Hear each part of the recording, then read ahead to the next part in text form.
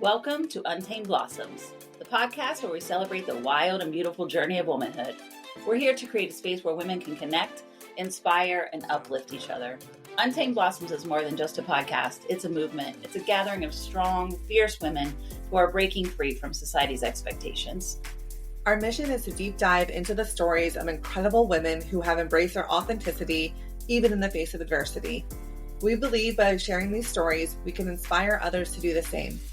Join us as we sit down with women from all walks of life who have faced their own struggles and emerged as the most authentic versions of themselves. From entrepreneurs to artists, activists to adventurers, we'll explore their triumphs and tribulations.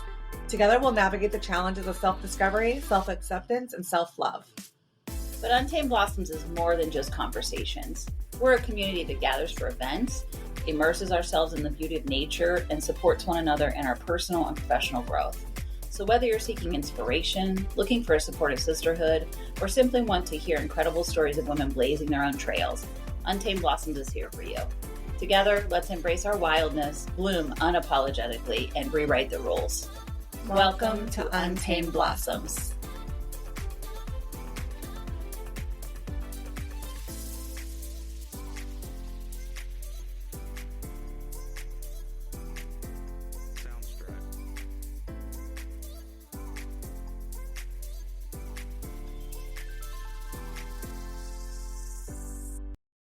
Welcome to Untamed Blossoms. We're grateful you're here. I'm your host, Amanda Riley. And I'm Christy Riley. Welcome to the pod. I feel like it's been weeks since we've recorded, but really we just didn't record last week. Yes, it was just 1 week. But it feels way like a long time. I know. Yeah. So we get a double header today. Yeah. Which is great. I'm so excited for these ladies. Yeah. Well, you have a lot going on right now. Why don't you fill everyone in on your happenings? We have a brand new grandbaby. Congratulations. Thank you. Elsie was born Saturday night. Is that right? I've lost all track of time and days. Today's Monday. So yeah, Saturday night. Mom has had a little bit of a rough patch with her epidural. She's got a spinal headache. So that's been a little worrisome for us. We're still dealing with that and making sure all the rest of their family gets taken care of, their little 5-year-old. And yeah. So we've been busy little bees and not sleeping. And then we're supposed to move this week. So we'll move to the farmhouse this week. So a few stressors, trying to stay blessed and centered through all of that. Trying not to get too stressed out. So it's like you're doing a great job. Thanks. Really? I'm trying. No, so a lot of this is out of my control. I'm just doing the best I can every day. Yeah. Which is really all you can do when things are coming at you like that. Yeah. So quick pace. Yeah. What about you? Birthday party this weekend. Yep. So I had my trip to the ocean. That was awesome. Had a good time. I love being by the ocean. It's so great. There's just nothing better. Morning walks on a boardwalk. I mean, what more could you ask for? So plus it just centers you and I both. Oh my gosh. And being on the beach, feet in the sand. Yeah. Absolutely. Very grounding for us and our energy. And they had all these candy shops on this boardwalk. And I was so happy. And I bought so much candy. It was awesome. So that was a pleasant surprise. And then, this weekend, I had a birthday party for my bestie, and that was really fun. And then yesterday had a great event with the realtors that I work with. We did some fall photos, and I love fall and was able to really event plan my little heart out. You did a great job. It looked beautiful. Thank you. Yeah. I love hosting events. By the way, these ladies are doing an amazing job in their business, the way they run their business. You guys, these are realtors who just sprinkle love on all of their guests and clients all year round. So this was a free photo shoot, a mini photo shoot for you and your family to come if you're a client of theirs. And literally there was like 30 or so couples or families that showed up to get their photos taken. And again, this is all for free. And they had refreshments and champagne and just told them how much they cared about them. And they just sprinkle love on people all year round. And it's just so beautiful to see conscientious businesses doing that kind of stuff, So really I think sometimes as the consumer, when you really like who you're working with in a different, whatever capacity, you may think like, oh yeah, these people are wonderful and great. And then behind the scenes, maybe it's not.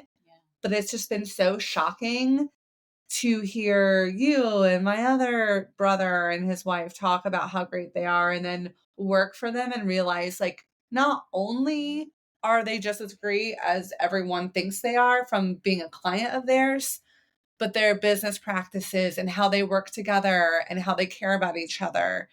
All of that's pretty incredible to see. Even like high pressure situations, you assume, people can lose some of that, and they just don't. They're just 100% focused on doing the right thing. They work so hard 24/7. So, yeah, it was nice to be able to help them with an event that I A, love doing, and B, I do think I'm pretty good at. So it was nice to be able to do something for them and their clients and able to handle that for them. So they operate their business on a level of gratitude that I only hope that Untamed Blossoms can mimic in some way. And so it's just a really cool thing to think about as far as how to handle your business in a real conscientious way. Yeah. They're killing it. Yeah. So they're really incredible. Cool. Speaking of events, we have our first Untamed Blossom event this Sunday. I cannot believe it's already here. So really excited. There's still time to purchase tickets. When you're hearing this, there won't be though. Yeah. For this one, but we have another one. Right. So don't worry. And I will add the links and everything into the show notes for this episode, because we would love for you to attend the next one we're having. So really, really looking forward to that. I had an amazing time with Sarah, our human design, lovely human, just this Saturday. weekend. Yeah, she was the birthday party. Yeah, and I don't want to steal our thunder in case she wants to talk about this some other time, but she had a pretty big moment of our friendship and togetherness in a past life. Oh, really? Yeah. It was that just crazy. Gave me cold chill. That's insane. It was wild. That's awesome. Very long story short, 2 things happened. One, I cannot believe I said this out loud. We were talking about, like, true crime, all this stuff, and Shay, who was also on the show, mentioned she doesn't like cult true crime. And I was like, oh, that actually is the only true crime I like, is cult true crimes. Then we got talking about like how people join cults. And I, for some reason, felt confident and comfortable to say, well, like, I would totally be a cult leader. Like, I would never join a cult, but I would totally. And then I was like, but I mean, like, I would, but kind of, like, it just got really weird really fast for everyone. I would totally be a cult leader. Yeah, I don't know. And I said what I meant, I guess, but I wouldn't hurt people. Point is, it came out of nowhere. And then a bit later, we were talking about like apocalypses, whether it be like a zombie or like whatever. And I just mentioned, if aliens are landing, if zombies are walking, I do not want to fight. Like, I don't want to have to be running for my life. I don't want to worry about where I'm going to have my next meal. What about the animals? I don't want that. Yeah. I'm just walking right into it. If I see a zombie, I'm just going straight up to him. And I'm joining the group. Game over for me. Aliens, beam me up. Beam me up. Yeah. I'm not doing that. That sounds so stressful. So that prompted Sarah to have this like moment of remembrance. So we'll have to get into that in a different episode. Okay. But yeah, this is fascinating. I can't wait to talk to both of you at dinner tonight. Then it's great. To be continued for all of you. Yeah, to be continued. Yeah. So okay, so Dr. Mary, our guest today. Oh incredible. My gosh, we're so excited about her, you guys. We can't wait to talk to her. She is such an incredible woman and done so many great things for just people who are looking to forward their spirituality, their growth. And she's done all kinds of things for women. So excited to hear about all of her things today. I'm going to read a little blurb from her bio because I think it's a great tee up. Dr. Mary is an esteemed educator, scholar, and visionary businesswoman, renowned for her pioneering work in personal transformation and healing. With her innovative approach, she has developed Dr. Mary's method of transformation, merging philosophy with science to guide individuals towards realizing their fullest potential and living authentically. As an international Enneagram accredited professional. Wow. A certified EIQ9 Enneagram practitioner and expert in Gaber Mate's trauma informed psychotherapy approach, and Dr. Siegel's research in interpersonal neurobiology. Dr. Mary understands that the healing and flourishing are not merely cognitive processes, but profound spiritual journeys. I'm so excited. That whole thing just gave me goosebumps. It's unbelievable. I've never had any experience with Enneagram, so I'm really excited to learn more about it today. Yeah. Yeah. Same. And It's going to possibly do it. I would love to see it be part of her next, whatever offering that she might have that teaches people how to do this. It's fantastic. Yeah. I can't wait to hear. And after we talk to Dr. Mary, we will definitely share ways you can connect with her, join one of her classes, listen to her speak. And I think we're just both so excited to hear what she has to say. It's not often that you run into someone who's passionate about science and the spiritual and like learning and education and growth. And I think it's a combination of all of those things. You don't find too many people who combine those two topics in general. Usually science and spirituality are on opposite ends of the spectrum. So what a cool individual to have married those two things. I can't wait to talk to her. Absolutely. Well, thank you so much for joining Dr. Mary. Is that okay to call you Dr. Mary? Is that what you prefer? You know what? Just call me Mary. Okay. That's a branding thing, so just call me Mary. Okay. You know what? I only let my husband call me Dr. Mary. I love that. I love that. I will be taking that note down. Well, thank you, Mary, for coming and being a part of this. We were real excited to talk to you. Found you through my sister-in-law who took one of your courses, and she said, this woman is incredible, amazing. All the things that you and Christy are trying to do, she embodies. And I know the class that she took with you helped her so, so much. So before we get into all of the incredible things that you do, I just wanted to say thank you by proxy. I know that really changed her life, and we're so grateful to have you here today. Oh, it's my pleasure. My pleasure. I love Kate. We do too. We do too. So can you give us a little background on what you do and how you got started in this world of Enneagrams and all the programs that you're running? Where did this all begin for you? Oh my goodness. That's a big question there.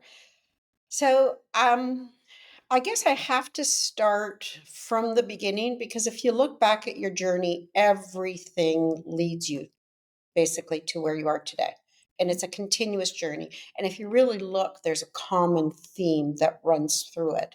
So I come from a patriarchal background. I'm Italian, immigrants, poverty, really started from scratch. Um, I'm the second, and if you know, second child, first was a girl, so there was a huge disappointment when I was born. Oh. And so the majority of my life was to make it up to my dad. Uh, in my upbringing, unbeknownst to everyone, and basically as a child, didn't realize there was incest going on both sides of the family. Wow. Two cousins, opposite sides, neither one knew that the other was doing this. But at the same time, from 5 to 12 years old, there was incest. And a child wants to, and especially with me, with my dad, you don't want to disappoint your parents. So I didn't share that this was going on until I was well into my late 20s. Actually, it wasn't until I got engaged to my husband that I finally shared it. Yeah. So in through all this, I really lost sight of who I was and what I wanted. And at about 16, again, I share that we were immigrants. It was all about surviving, and I was in Canada at the time. My parents immigrated to Canada, and you have to make it. And I was given the choice from my dad, three things: you either become a lawyer, a doctor, or an accountant. At the time, again, I'm trying to please my dad. I was good in math, and so I became an accountant. I was Can I swear on this? Yes. I was the shittiest accountant out there. And now that I know who I am, I'm a real people person. I should never have been an accountant. Like Right. never, never. It doesn't suit who I am. But you asked in the prep for this about failure. A lot of good came from that. Mhm. I learned how to run a business. I ended up, when I stopped and actually thought about what I really wanted to do, I loved fashion at the time. And so I ended up in the fashion industry, and I was there for about 10 years and loved every single minute of it. So I ended up being very successful outside of the accounting firm.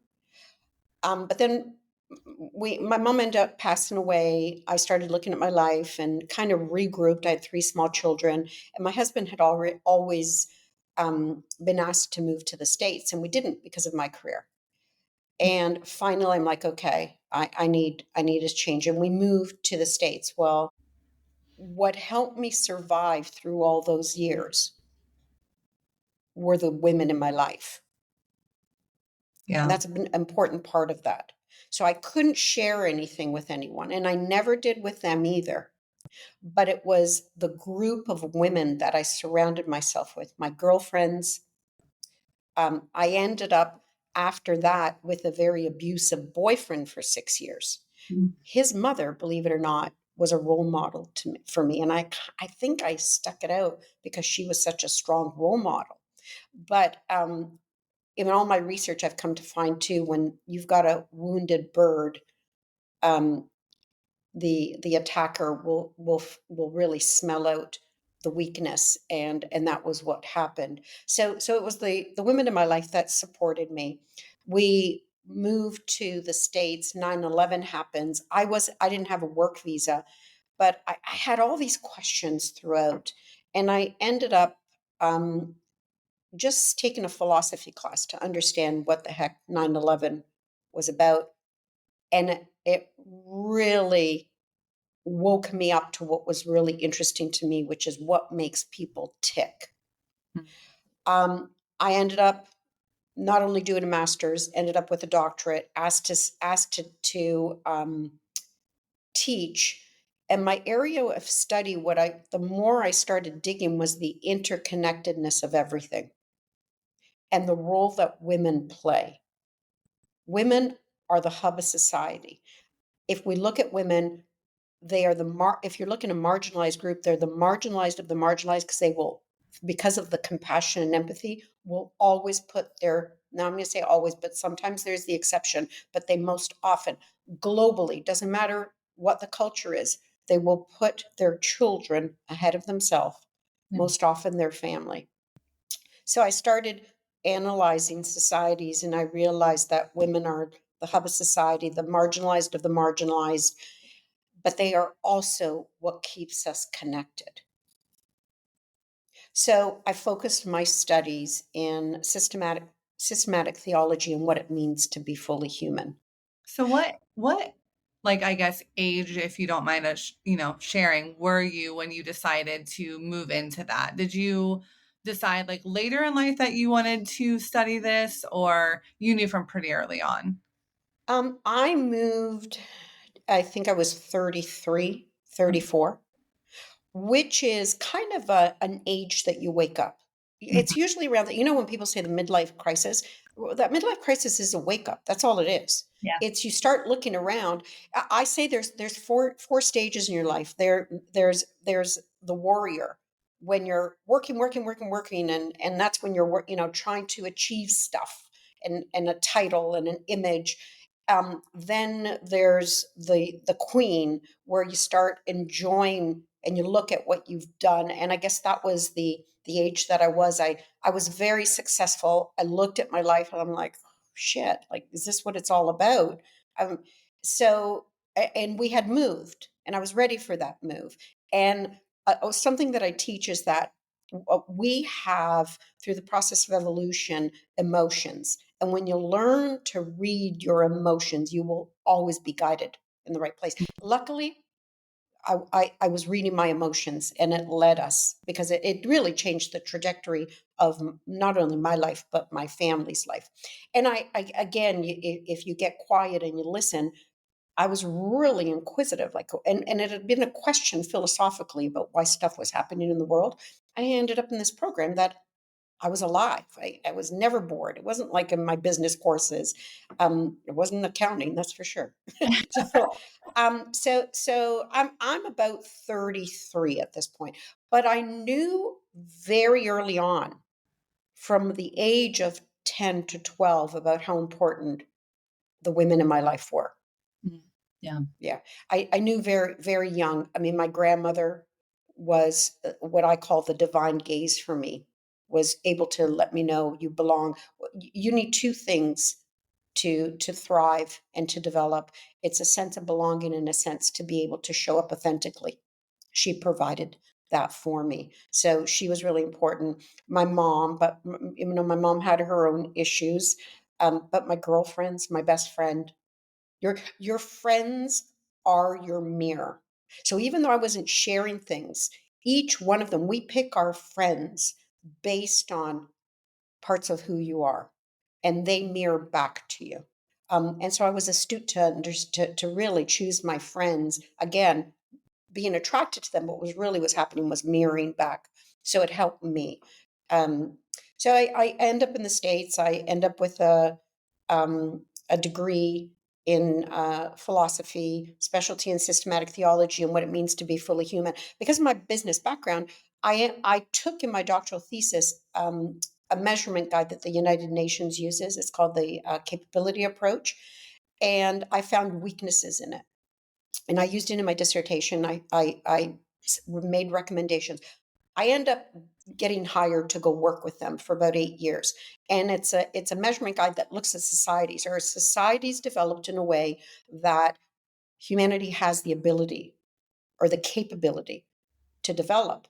And what I quickly found was that first world countries are digressing. And I'm like, why is this happening? Because we have everything. I mean, we're in the US here, Canada. You have everything that for someone to really achieve what they're born to do. But why not? At the same time, I found the Enneagram. Mm. And the Enneagram answered those questions. So I kind of had compassion fatigue. So I left. And I ended up getting sick, which is another thing that I found. Um, our illnesses through epigenetics are really, one of my teachers, Gabor Mate, our body will, um, if you don't deal with your stress and your emotions, you're going to manifest it and take it in, and you're going to end up with an illness. I ended up getting very sick. I took 2 years off. Um, and then I was called back to the university. I went back there. And through all this, my research and everything, I ended up finding, um, I added the Enneagram into my work. And the result was the method of transformation, which is what Kate went through. And it starts with who you are and ends with, it's a very Viktor Frankl formula. What is it that you're born to do? Mm. And so that, and I was there for a couple of years, realized it was something I had done all along. Um, and I thought, you know what, there's got to be more to it than just these walls. And I was asked by someone who had gone through the program, uh, do you want to do this for the general public? Because it's all this wonderful information. And that's when in 2021 I left, and I now collaborate with other specialists, and we develop programs for different communities to help them. And if you ask, what did I find out in all this? And it really comes down to, it's not just about you or me, it's about us. It's Yeah. all about how connected we are and how we're connected to the world around us. And for me, women play a huge role. Yeah. Yeah. An integral part, really, I believe, an absolute Absolutely. integral part. The societal platform falls apart without women in the center, you know? Absolutely. Well, when I say that women are the hub of society, my husband came up with that. He's watching all this, and he's the one I'm like, wow, like that is it's like she holds the spokes that Right. keeps the wheels going. Yeah. Yeah, absolutely. Can you describe for folks that may not understand or have never heard of an Enneagram, can you describe what that is? So the Enneagram is used both as a testing tool and a navigation tool. Now, I'm a philosopher, and if I look at we're created in the image of what I call the infinite mystery. Each one of us has a speck and that part of the image. And the Enneagram and it's wiring. So now another teacher that I follow is Daniel Siegel. He has been able to prove neurologically that we have a lens that we see the world through. Humans are narrative creatures. Yeah. We write our own stories. And the Enneagram will indicate the temperament and the lens that you see the world through. And there's 9 different types. If you take them all together, you've got the fullness of the divine. Each one of us has I'm going to say a spoke, if they, same idea that we that leads us. So I am what's called the Enneagram 2, the helper giver, the connector, called also merging love. Had I known that, I wouldn't have been an accountant. I Right. mean, there's a lot of accountants that probably Enneagram too, but as that, my gift to the world is really connecting people and ideas. And I'm a very relational person. Yeah. So there's 9 different types, and it tells us how we think, how we act, how we feel. It tells us once we understand that person. When I say it, you're used as a map. It'll tell us your blind spots. It'll tell us basically what holds you back, but it also tells us your gifts. Yeah. I first heard of this and took an assessment during work. So I worked for Verizon Wireless for a long time, and we did this as a leadership development tool. I think I was a 9, but my question for you is, do you find that when women take this assessment and they do it in a workplace versus who they are as a person, can you talk a little bit about that or what you've seen the differences with those two approaches? Yeah, so it's tricky when it's now in the workplace. It used to be just a spiritual, and it then went into the psychological world. Now it's in the medical world, it's in the business world. And there's 4 things that are required for self-actualization, and the first one is honesty. And it's really hard to feel safe to be able to answer a test like that, a questionnaire. So I'd say my success rate is I use the IEQ 9, and it's got a 97% accuracy. But in the corporate world, I'm going to say it's lower Mm, because of that, because of the fear. Some people don't use tests.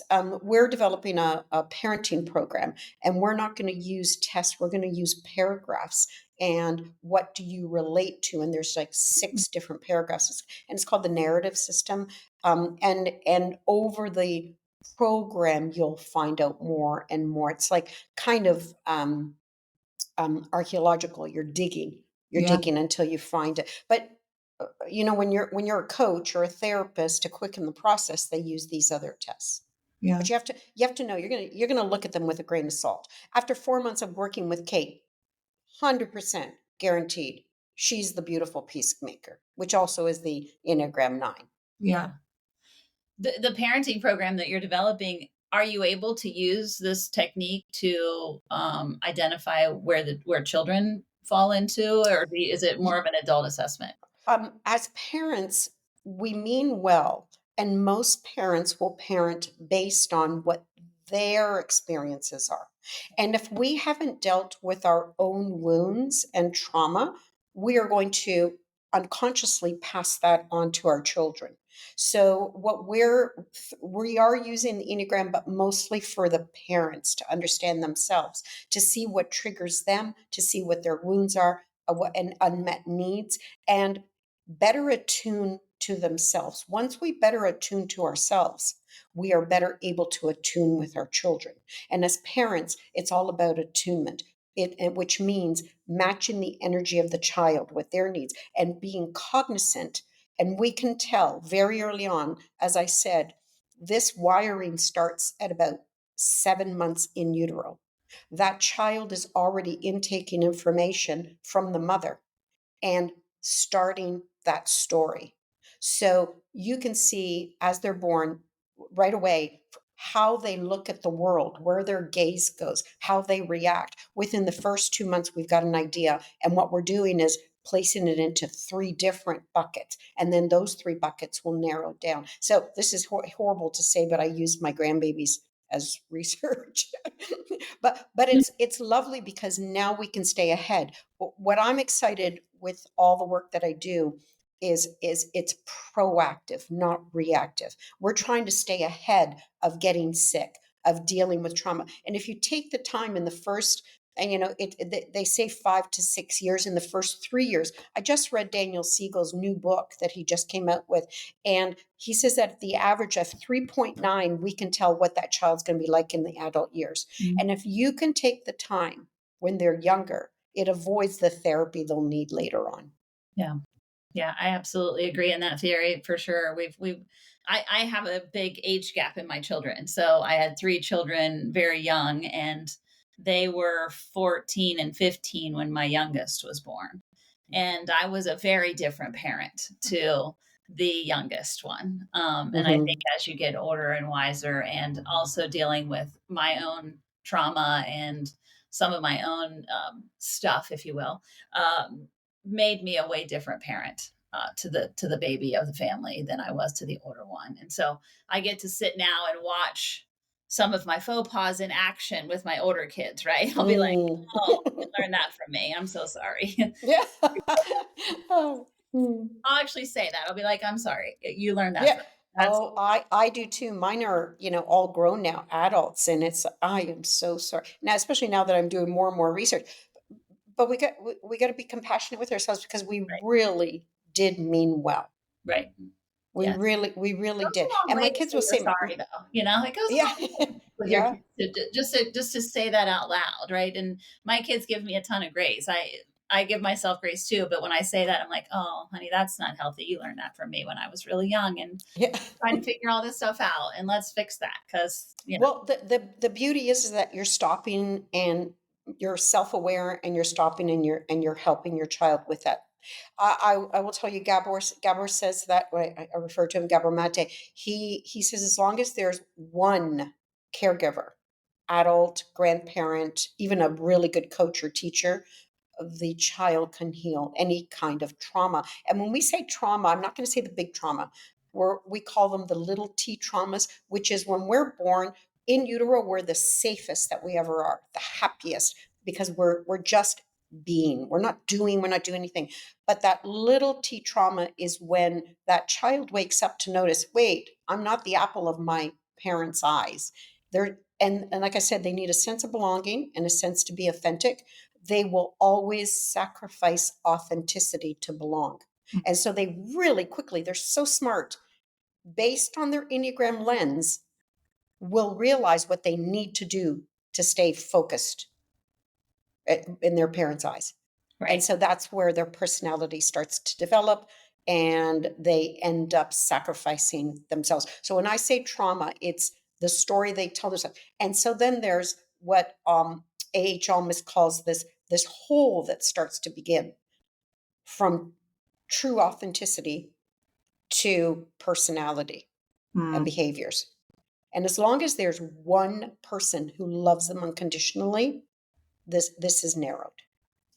That's So amazing. if you're comfortable sharing, can you talk a little bit about the transition you went from? You mentioned growing up in a really patriarchal situation, coming over, being an immigrant, and your relationship with your father. How are you able through this to heal some of that difference between, like you mentioned, that personality and the authentic version of yourself, knowing, right, that you probably wanted a son after, your sister was born? How did you start to begin to bridge that gap? again, this is a journey that still continues to today, Yeah. you know, and I've done a lot of work, Yeah. but every once in a while, those insecurities will come out. But I'm going to say love heals all. And I was extremely blessed. And I don't know, where, why I even, how I ended up there. I'm going to say it's all about that feeling, that knowing. And it was leading me to the divine love of my husband. He loves me unconditionally. He taught me what love is about. And it's not just him, his extended family was accepting and loving. And when you're with someone who loves you unconditionally, it brings out parts of you that you didn't see yourself, the good parts. That because as you move away from your authentic self, you tell yourself these stories of how you need to be, and you forget who you are here. And the funny thing is, your ego will take the good parts here and mimic it, but never well enough. So me again, who I've come to realize is, the helper giver, my ego mimicked it to the point of over helping. And then what happens when you extend yourself too much? You become resentful, you become angry. And that helper giver who's supposed to be love at the core, I was far from that. I was a bitch. And it was just like, wait a second, you don't appreciate that I'm helping you? But he brought out parts that was, I'm more than that. You're not just your type. And that's what the Enneagram does. The Enneagram, it really isn't about boxing you in, it's about opening up that box. Because as you function closer and closer to who you are, there's freedom there. Yeah. As you move away, you're more rigid and chaotic. And so I'm going to say love, and it's love of my husband, love and support of my friends. I'm going to go back there. Um, I do an exercise of role models in your life. I've got two role models. One, which was survival from that time of incest. I don't know why my family was not religious, but I prayed a lot. So I knew that there was something more that was bigger than me. And I'd get mad. It's like, I don't believe you're there. But meanwhile, I'm yelling at something. But I was raised Catholic, and Mary, here's a woman. She was my role model. She was my mother, because my mother was the Enneagram 7, beautiful, fun, but she wasn't a loving, caring mother. But she taught me a lot about the world, and was a lot of fun. But it was Mary that helped me to today. I moved. I had 3 kids under the age of 4, and I had no help. And she, as my role model, helped me raise my children. She, the call, she had a call, and she taught me what, we have to sacrifice. There's sacrifice that comes because there's a bigger picture. It's not just about me. It's about how I fit into this interconnected world. So each of us has this role to play, but it's not just about me. Our sense of identity and belonging is all intertwined with everyone else. And this is going to sound crazy, but growing up, Audrey Hepburn was another role model for me. I found her, maybe that's where my love of fashion came. I don't know. But her elegance, her kind heart, and then she ended up leaving all that and going to work for the United Nations and helped all these poor children all over the world. I saw the mother in her. So the mother figure for me, being a woman, was always very important. So that helped me. My role models, the love of my husband, my girlfriends, still to today, by the way. We just came back from a trip with them. We do it every single year to ground us and bring us together. Yeah. Once a year. And I just came back last week. So my girlfriends, and we've been through thick and thin. I do have a question about friendship. We get this question. We've been asked to do a podcast about the ending of friendships. And so, as you said, that we choose friendships as mirrors to ourselves. As we start to get back in touch with self, I know that Amanda and I both have had this experience where we are truly out of alignment with people that we were friends or close to at one point in our lives and no longer um, are in alignment with those people. And so, what have you ever had to navigate that, or have any advice for women who find themselves at a point of their lives that something was called to them to reflect that to themselves, and once that part of themselves has been healed and resolved, you find yourself not really connecting with that person as a friend anymore, how to transition from that? So we know scientifically we are energy. Our mind is energy, and energy attracts energy. And so at certain points in our lives, we need to connect with certain energy. But when we finally get to that and we wake up, and it's all a matter of choice, and we realize, I mean, I could stay here and I'm no longer growing. And people do. But if you have, again, that calling inside you, there's something more, then you are consciousness is your portal to reality and to where you're going to go. So when you wake up, and this is why I recommend to everyone, but women in particular, because I focus on the women, daily ground yourself and know what you need and what you want. Reconnect, living present centered and connecting with that energy, which I could call it spirituality, but I'm going to talk science, and physics tells us we're all energy. Mind is energy.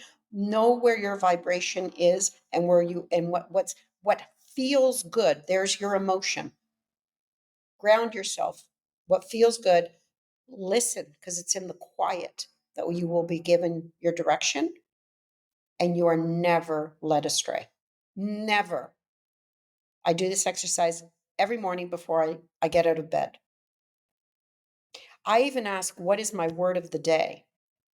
And I may not understand what that word means when I'm in bed, but then during the day it comes, oh, okay, that's what Is it it an was. out loud inquiry that you do, or is it all a mental No, process? for me, it's mental. Some Yeah. people want to journal. You got to find what's right for you. I'm not going to tell you what that is. That works for me because I am constantly on the go, and I know that once my feet get on the ground, I'm never going to get that time again. So I do it before I get out of bed. As when my kids were younger, there's no way I had that luxury. And Right. then I tried it at nighttime, and then I'd fall asleep on myself. You know, Right.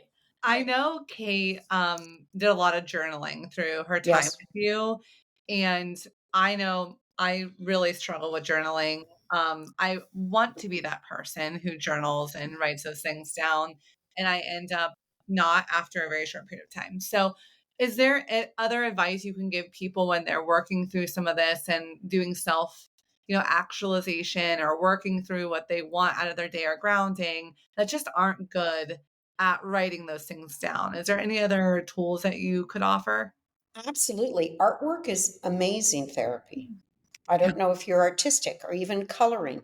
It's really quieting your brain that needs to happen outside in nature. If you say, I believe you said you're Enneagram 9. Enneagram 9, 8, and 1 sit in the body type. So anything physical and especially out in nature will help you.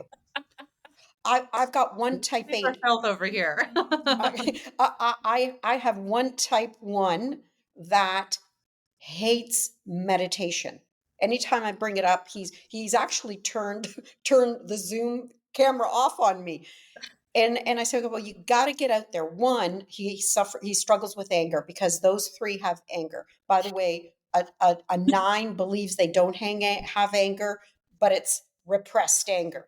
It comes out in passive aggressiveness. But this type 1, this type 1, I'm like, go get a punching bag. Go get a punch. And as you're punching, you quiet your mind. The thoughts come in. He ends up living by a lake or a beach. I can't remember. And he says he won't meditate, but he takes off his shoes. You want to ground yourself, feel the earth.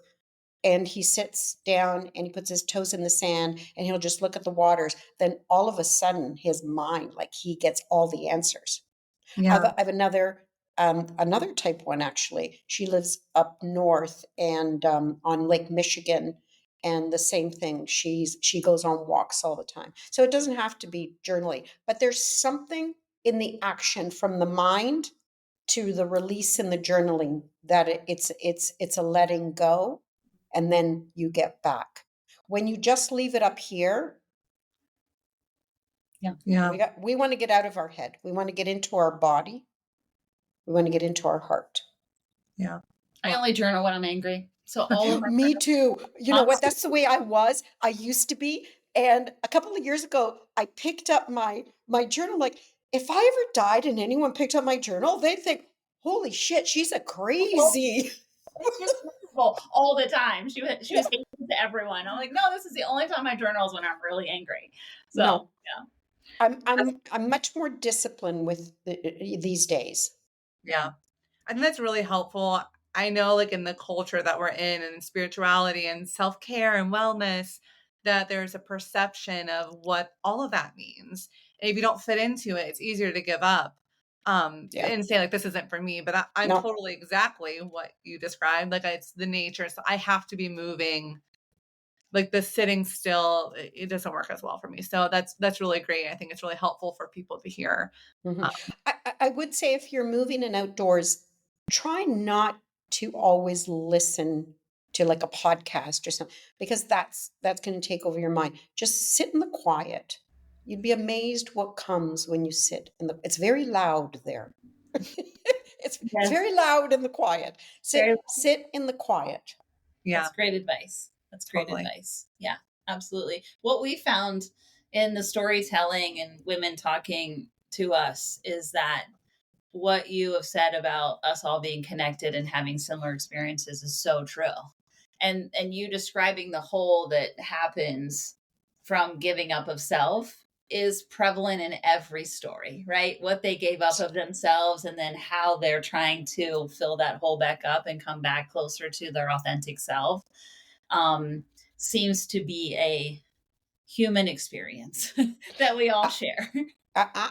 Absolutely. And when you, so I call it the divine dance of connectivity. And as again, as a philosopher and as a Catholic theologian, there's what's called the divine dance. And we are invited vertically to participate and connect. And when you're in that quiet or you're in presence, being present is the only thing that's real, by the way.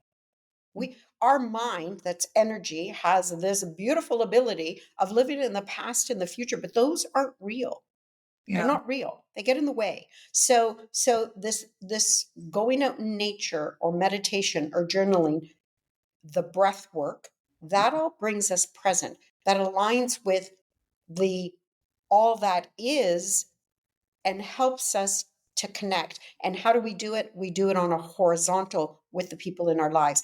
And when you shift your thinking and embrace your place in the connectivity of everything, the interconnection, you end up deepening your relationships with others and all of creation. You start looking at the world like, oh my gosh, that tree is so green. Well, it was green all along, but all of a sudden it has a new color because you're seeing reality to the fullness that it is, that was always there. Your perception has kind of like there's a shining light on it. And to live more fully and connected and consciously in your community changes your whole life. It Yeah. really changes your whole life. Yeah. How does that look for you, being a part of your community? How do you practice? I mean, obviously these programs for sure, but on a personal level, how does that look for you? How does that look for me? I think I'm exercising it to the fullness with my business. Yeah. And I really I'm kind of sitting back and seeing where the collaborations are going. Mm. I I don't look out a year, a week. I honestly wake up and I put one foot in front of the other, and I I come to whatever is with the fullness that I am. So Mm, that's what it looks like. I love that. And then all of a sudden I find myself in situations that this is another thing that I hope whoever's listening understands. When we live based on ego and personality, we limit ourselves Mm, because we envision this life based on what we've already had. We can't envision on what we don't have. mm, When we sit back and we surrender to what's in front of us, it leads us to a fullness or a picture that you never would have ever thought of because you hadn't lived it yet. right. Right. Like being a podcaster. Yes. You want to do what?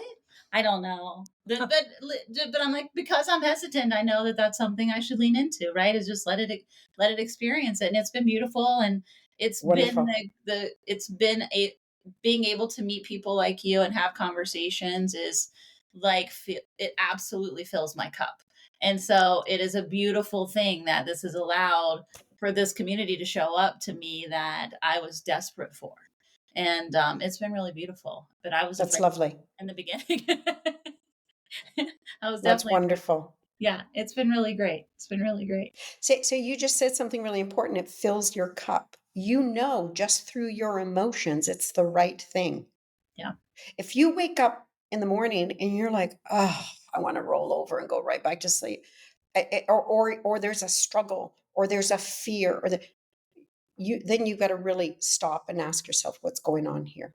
Yeah. I think it's really difficult for women to listen to that voice or that Their intuition that says like, I don't want to be doing this. I want to choose differently. But there's so much fear around making big choices or taking chances or that leap of faith that keeps us boxed into what's not serving us. So I would love for you to talk a little bit about where people can find you, what kind of services that you offer or classes that you're currently offering so people can start doing some of this work. I think the first step is really getting to know yourself, and that's exactly what you offer. So I think I shared with you our website, so you Mhm. can find me there.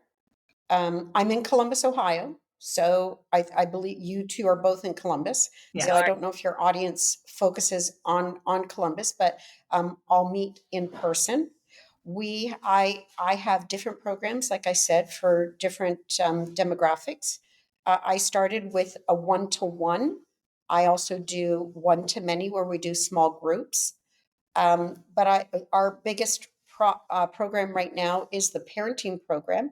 If anyone is interested in that, please reach out. We've got 2 test groups going on right now. One is live in Canada that starts in October, but there's a virtual one that starts in January. If anyone is interested in that program, we've got if you're a practitioner or you're thinking of becoming a coach or a therapist or a counselor or a yoga teacher, reach out to me. We've got an entire group called the Enneagram Collaborative Global Group that helps practitioners become who they're called to be, because we are only as good for others we work with to the degree that we've done the work ourselves. Just like the parenting program, we're only as good as parents to the degree that we attune with ourselves.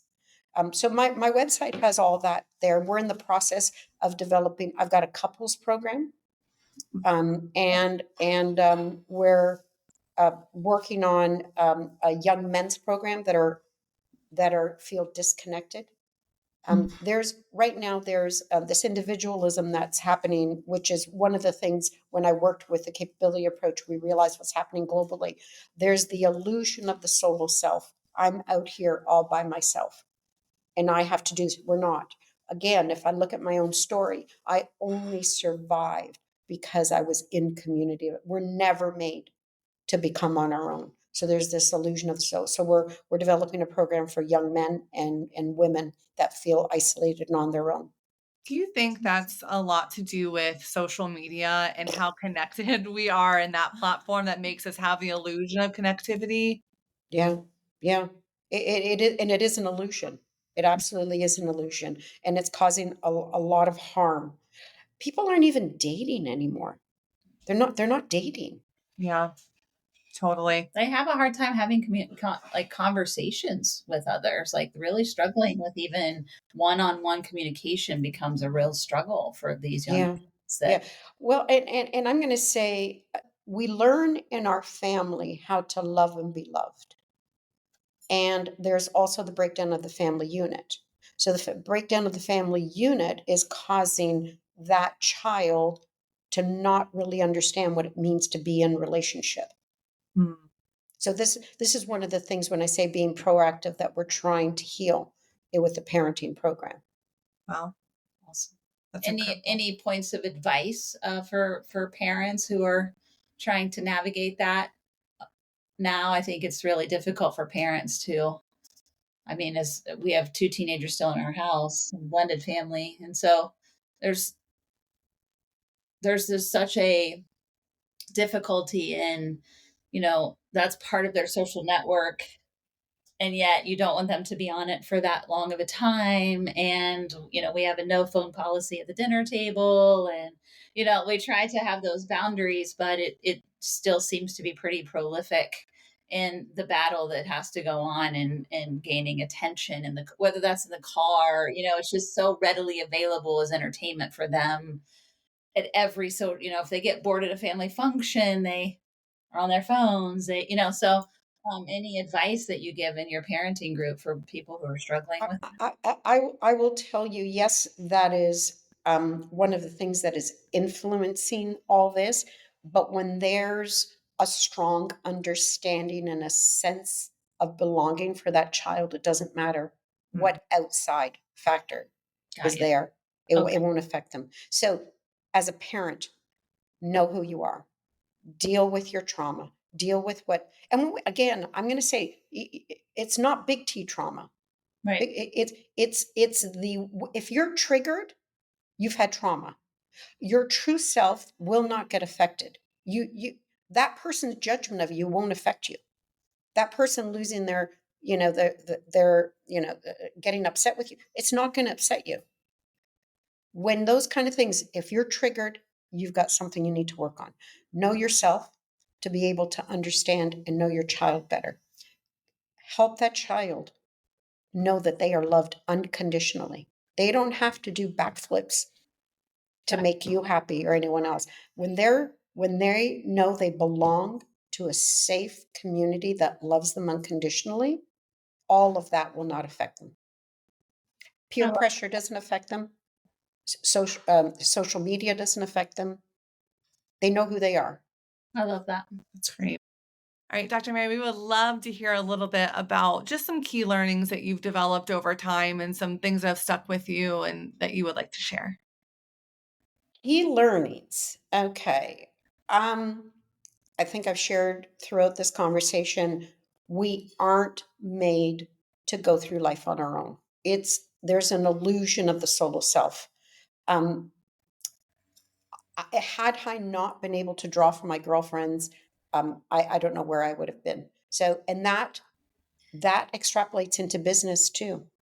You aren't made to run your business, to go through life on your own. Know who you are. Know your gifts, know your liabilities, know your blind spots, your triggers, know what you lack, because once you understand that, you can supplement it with others to help you get to where you have to be. Work with those that can provide what you need. Khalil Gibran says, he's a philosopher that I draw from, that knowledge of the self is the mother of all knowledge. It starts right there. Failures. Failures aren't failures.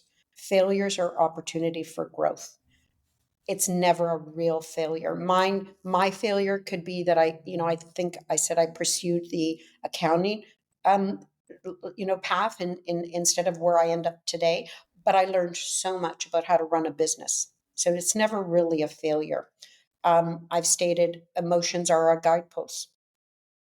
Learn how to read your emotions. I call that emotional agility. I have the largest section of my program, which is right in the middle of it all, is understanding how to read your emotions. Through the process of evolution, Humanity is different from any other mammal because we have our emotions. Know your values. I bring down my values. You should be able to bring your values down to 2 to 3, and those are your North Star. They are what guide you. Because once you know your values, decision making is easy. If it doesn't align with your values, done. Your values come from within. What's important? Know your values. I've got certain tips for happiness, and it starts with that polarities can coexist. It's not right and wrong, dark and light, joy and sorrow. They can exist at the same time. I say, don't be a football. That's an important message right now, Mary. I think that in the United States, we couldn't be more polarized in our political world right now. So There's the illusion of pulling each other apart when you do that.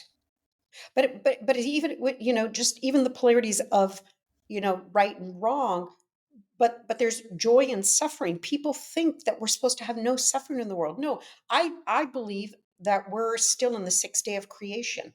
There's chaos and suffering, but you can also have joy at the same time. The two can coexist.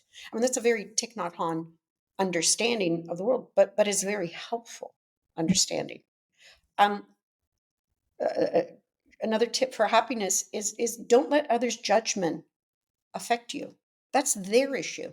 When you live from your truth, their judgment is not going to affect you. If their judgment is affecting you, then you still have something you have to deal with. Their judgment is their judgment, something they have to deal with. Don't let someone else's judgment affect you. Um, Another thing, don't ever make assumptions of someone else's behavior or motives. They have their own Enneagram type and lens. Mm. You are reading their actions based on your lens. Don't make any assumptions. You can only control you and your behavior. And that leads to the next one. Accept people as they are. Surrender to what is. You can't change others, but you can change how you deal with them. Surrender to it. You can only change yourself. Yeah. And sometimes that means barriers.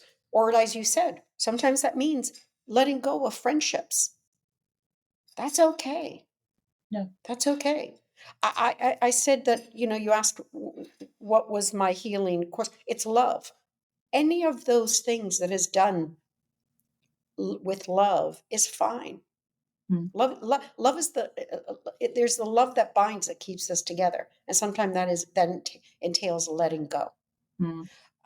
Live present focused. Reality only exists in the present, which I've already stated. Energy. I talked about us being energy. Everything works on energy. So what do we need for good energy? We need sleep and rest. We need healthy food. We honestly are what we put inside of us. The breath. We come in on the first breath. We leave on the last breath.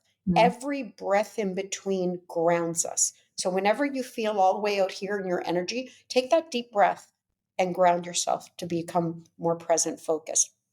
Peace of mind. As an Enneagram 9, I think you can appreciate that. Peace of mind is really important.